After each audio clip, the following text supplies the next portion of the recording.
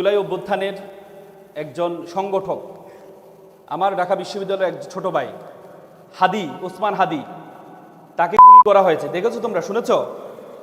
শোনো নাই, কারণ নেটওয়ার্ক এখানে নেই, তোমরা হয়তো শোনো নাই। এটা খুবই দুঃখজনক। আমরা বাংলাদেশে, তোমরা যারা জেনজিরা, 2000 জেনজি জীবন দিয়েছে আমার দেশকে সুন্দর করার জন্য। আমাদের দেশের যেই সংস্কৃতি এত বছর ধরে তৈরি হয়েছে, সেই সংস্কৃতিকে পরিবর্তন করার জন্য জেনজিরা তাদের তাজা রক্তটুকু বিলীন করে দিয়েছে। একসময় তোমাদেরকে আমরা ফার্মের মুরগি বলতাম যে তারা পাবজি খেলে, তারা বিভিন্ন গেম খেলে, তাদের দিয়ে কিছুই হবে না।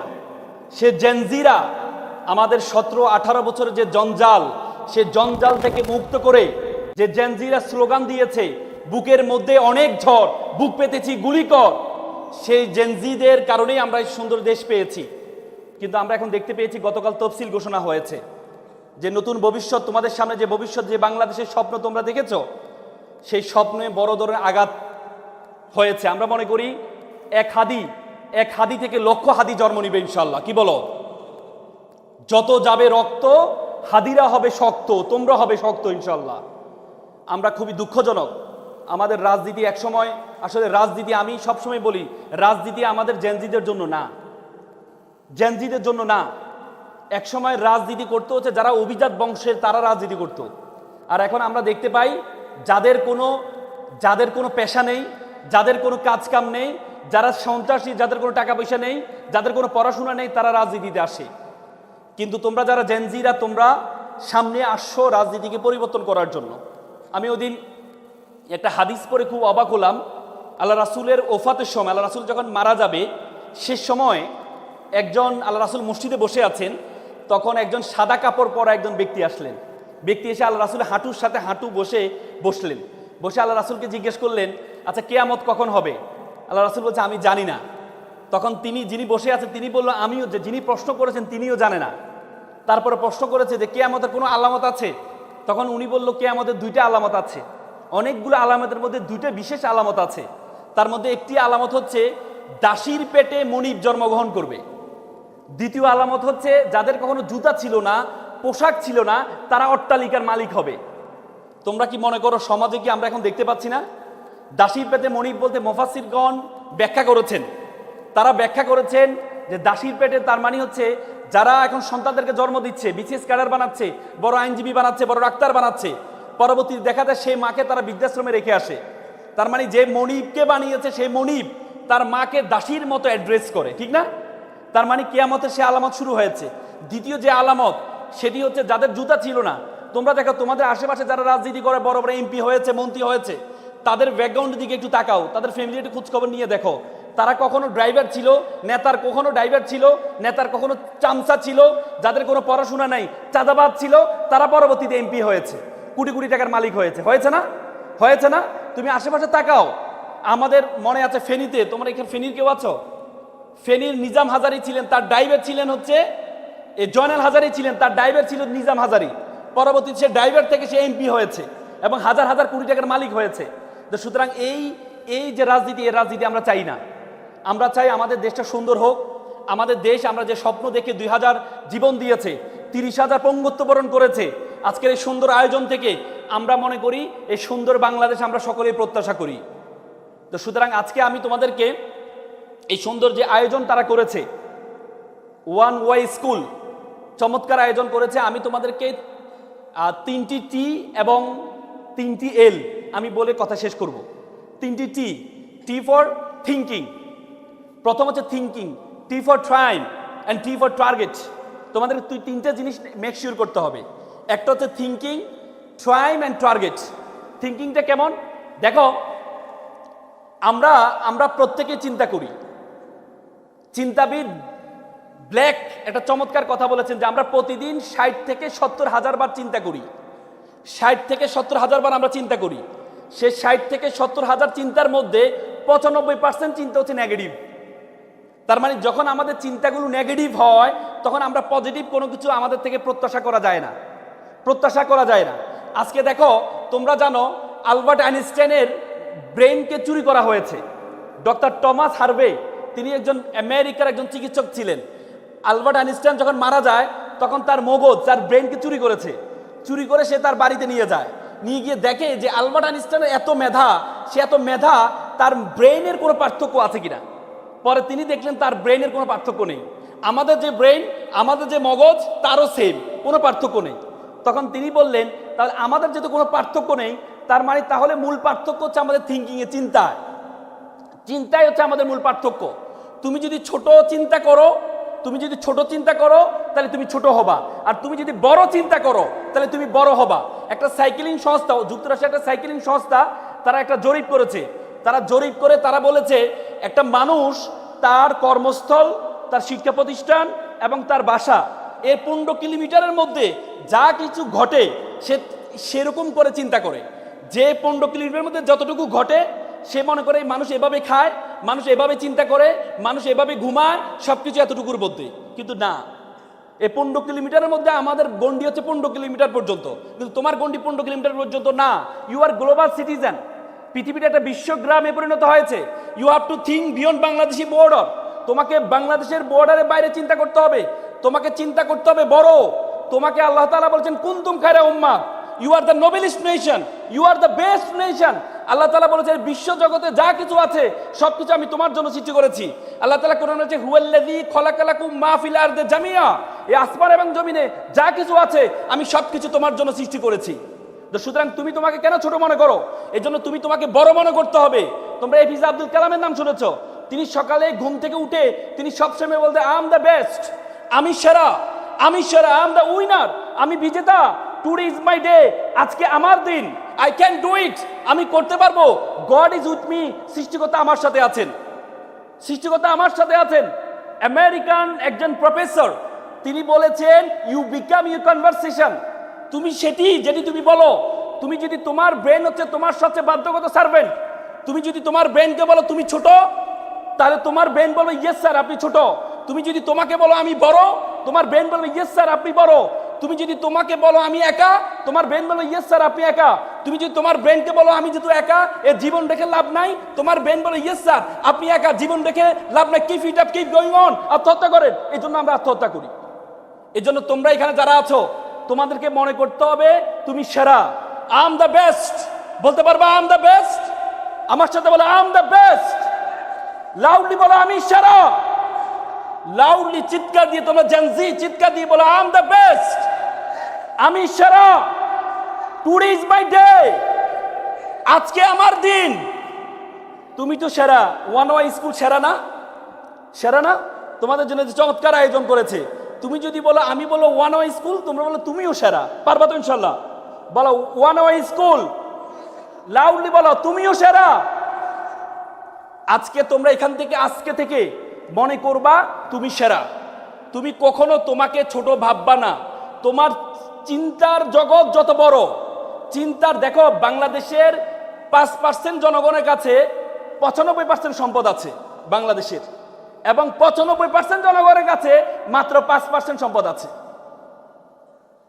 ওয়ারেন বাফেট বলেছেন, বিল গেটস বলেছেন, যদি পৃথিবীর যত সম্পদ আছে সকল সম্পদ যদি সকলের কাছে সমভাবে বন্টন করে দেওয়া হয় সকলের কাছে, তাহলে মাত্র 2 মাসের ব্যবধানে বিলিনিয়ার যারা ছিল তাদের কাছে সকল সম্পদ আবার ফেরত যাবে। তার মানে তোমাকে আমাকে যদি সম্পদ দেওয়া হয় আমরা কি চিন্তা করব? আমরা চিন্তা করব না আমি তো বিদেশ ঘুরবো, আমি একটা আইফোন কিনবো, আমি একটু কি বলে একটা গাড়ি কিনবো। তুমি যার থেকে বিদেশ ভ্রমণ করার জন্য যে বিমানটা টিকিট কাটবা, এই বিমান বিলিনিয়ারদের। তুমি আইফোন কিনবা, এটা তাদের। তুমি যে গাড়ি কিনবা, এটা তাদের। তার মানে 2 মাসের মধ্যে সকল সম্পদ আবার বিলিনিয়ারদের কাছে চলে যাবে। তার মানে বিলিনিয়ার এবং তোমার মধ্যে পার্থক্য শুধু চিন্তা, মানুষের ব্রেনের কোনো পার্থক্য নেই। তুমি জীবনের শুরুতেই বিজেতা ছিলে, তুমি জীবনের শুরুতেই বিজেতা ছিলে। তোমার আর তাদের মধ্যে, আমার আর তাদের মধ্যে পার্থক্য হচ্ছে চিন্তার পার্থক্য। ব্রিটিশরা আমাদের মাথায় ঢুকিয়ে দিয়েছে, ব্রিটিশরা আমাদের মাথায় আমাদেরকে শাসন করেছে। তারা আমাদেরকে মাথায় ঢুকিয়ে দিয়েছে যে ছেঁড়া কাতায় শুয়ে লাখ টাকা স্বপ্ন কেন দেখো। তারা আমাদেরকে অ্যাপ্লিকেশন শিক্ষা, কেরানি পদে চাকরির জন্য আবেদন, কখনো দেখেছো সিইও পদে চাকরির জন্য আবেদন শিখাইতে? তোমাকে এমডি পদে চাকরির জন্য আবেদন শিখাইতে? তারা তোমাদেরকে বলছে তোমরা আজীবন দাস, দাসে থাকো, তোমরা চিন্তা করবা ছোট। এই চিন্তা ছোট করলে হবে না, তোমাকে চিন্তা করতে হবে বড়। পারবা তো ইনশাল্লাহ? আবার বলো আই এম দ্য বেস্ট, আমি সেরা, দ্বিতীয় টির কথা বলেছি, সেটি হচ্ছে time is a very important. সময়, আমরা সময়ের গুরুত্ব দিই না, আমরা সময়ের গুরুত্ব দিই না। তোমাকে আমাকে যদি বলা হয় আচ্ছা আপনাকে প্রতিদিন ৮৬,৪০০ টাকা দেওয়া হবে, এর টাকার মেয়াদ হচ্ছে একদিন, পরের দিন এই টাকা আবার 0 টাকা হয়ে যাবে, এবং প্রতিদিন আপনি ৮৬,৪০০ টাকা পাবেন, হুট করে এই টাকাটা বন্ধ হয়ে যাবে, তাহলে আমরা কি করব?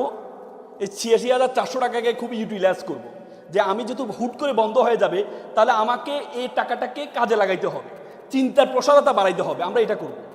তেমনি আল্লাহ তাআলা প্রতিদিন তোমাকে ৮৬,৪০০ সেকেন্ড দিয়ে থাকেন, ৮৬,৪০০ সেকেন্ড দিয়ে থাকেন।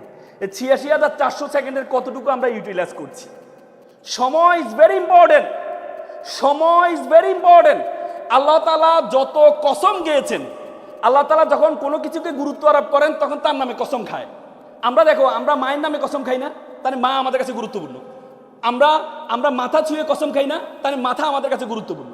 সন্তান ছুঁয়ে কসম খাই না, যে আমার সন্তানের কসম, তার মানে কি সন্তান আমার কাছে গুরুত্বপূর্ণ। আল্লাহ তাআলা তেমনি বলছে ওয়াল আস, সময়ের কসম। আল্লাহ বলছে ওয়াল আস, সময়ের কসম। তোমাকে সময়ের কসম বলে আল্লাহ তাআলা সময়ের গুরুত্ব বাড়িয়ে দিয়েছেন, সময়ের গুরুত্ব বাড়িয়ে দিয়েছেন।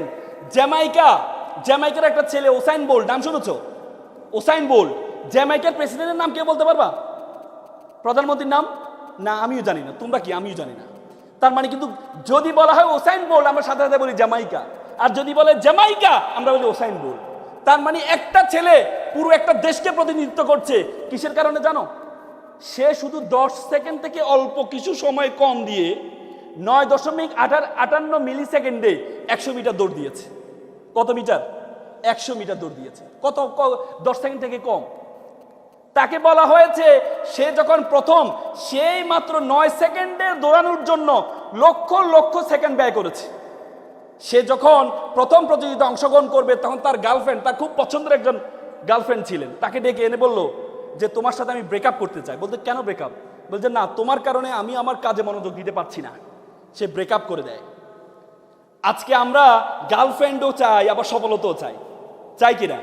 গার্লফ্রেন্ড এবং সফলতা দুটো একসাথে তুমি পাবা না, দুটো একসাথে। হার্ভার্ড ইউনিভার্সিটি গবেষণা হয়েছে, হার্ভার্ড ইউনিভার্সিটিকে বলা হয় প্রেসিডেন্ট ইউনিভার্সিটি। হার্ভার্ড ইউনিভার্সিটি গবেষণা করে, তারা গত 30 বছর তারা গবেষণা করেছে। 30 বছর তারা দেখেছে তাদের স্টুডেন্টরা যারা সফল হয়েছে তাদেরকে তারা দেখেছে। 30 বছরে তারা দেখেছে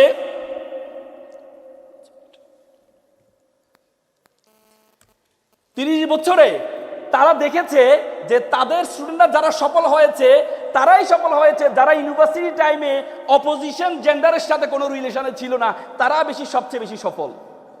তো সুতরাং তুমি দেখো আমরা মদ খাইলে আমাদের ব্রেইনে ডোপামিনের পরিমাণ হয় 200। আমাদের মদ খাইলে বউকে মা ডাকে, মাকে বউ ডাকে, কি মদ খাইলে। আর বলা হয় কেউ যদি প্রেমে পড়ে তার ব্রেইনে ডোপামিনের পরিমাণ হয় 250। তার মানে তোমার ব্রেনের মধ্যে ঘূর্ণিঝড় তৈরি হয়, আর এটা দিয়ে তুমি নাকি সফল হবা। মাত্র 200-তে মাকে বউ ডাকে, বউকে মা ডাকে, আর 250 দিয়ে তুমি নাকি সফল হইবা। তার মানে টাইম ইজ ভেরি ইম্পর্টেন্ট। তোমরা সময়ের গুরুত্ব দিবা। যদি সময়ের গুরুত্ব দিতে পারো, যদি সময়ের গুরুত্ব দিতে পারো, তোমাদেরকে আল্লাহ তাআলা অনর্থক সৃষ্টি করেন নাই। আল্লাহ তাআলা দেখো প্রত্যেকটা একটা বিকল ঘড়ি প্রতিদিন 2 বার ঠিক সময়টা দেয়, জানো কিনা? একটা বিকল ঘড়ি প্রতিদিন 2 বার ঠিক সময় দেয়। আর তুমি তো বিকল না, আমি বিকল না, তাহলে আমাকে দিয়ে কেন কিছু হবে না? আল্লাহ তাআলা কোরআনে বলেছে লাকাদ খালাকনাল ইনসানা ফি আহসানি তাকওয়িম, আমি তোমাকে সুন্দর আকৃতি দিয়ে সৃষ্টি করেছি। এই আয়াতটা বলার জন্য আল্লাহ 4 বার কসম খাইছেন। কয়বার?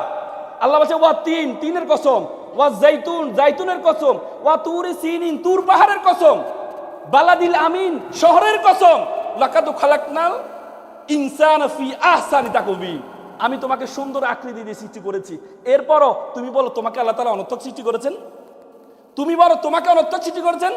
আল্লাহ বলছে ওয়ামা খালাকনাস সামা ওয়ামা আর বাইনাহুমা বাতিলান, আমি আসমান এবং জমিনে যা কিছু সৃষ্টি করেছি কোনো কিছু আমি অনর্থক সৃষ্টি করিনি।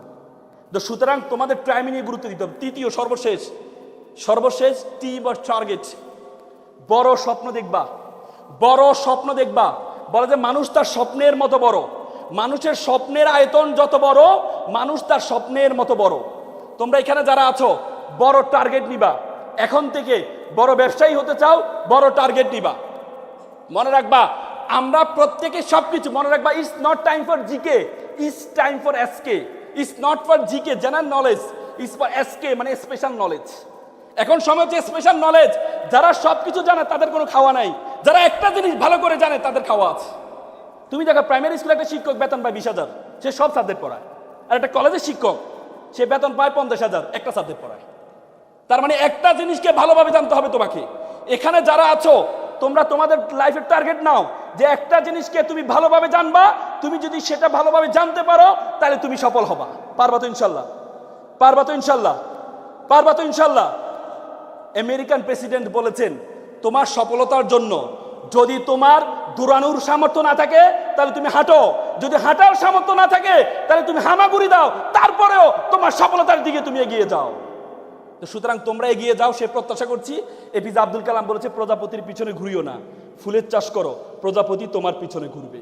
সকলে ভালো থাকবা, সুস্থ থাকবা। আসসালাম।